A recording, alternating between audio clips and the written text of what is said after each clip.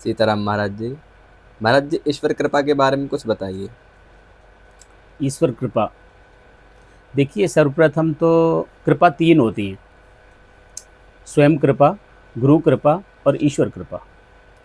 जब जीव के जन्म जन्मांतर के पुण्य उदय होते हैं, जब जीव के जन्म जन्मांतर के पुण्य उदय होते हैं, तो वो श्रेष्ठ कर्म करता है। और जो जीव सर्वश्रेष्ठ कर्म करता है, कर्म करता हुआ तब मनसा सीव्यति इति मनुष्य, उसका मन परमात्मा के चरणों में लग जाता है। ठीक है, जब परमात्मा के चरणों में लगता है, कर्म की प्रधानता होती है। जिस जीव के पास कर्म की प्रधानता है, उसकी स्वयं की कृपा हुई, जिसका कर्म अच्छा है। इसमें सबसे सर्वप्रथम परिभाषा आती है कर्म की, और कर्म की परिभाषा होती है कि अधिकार से की हुई क्रिया को कर्म कहते हैं। वो हमेशा मनुष्य तत्व के अधिकार की क्रियाएं करता है, इसलिए उस पर स्वयं कृपा होती है। और जब उसकी स्वयं कृपा प्रबल होती है, तो उस पर गुरु कृपा होती है। और जिसके पास गुरु कृपा है, उस पर ईश्वर कृपा अवश्य होनी होनी है।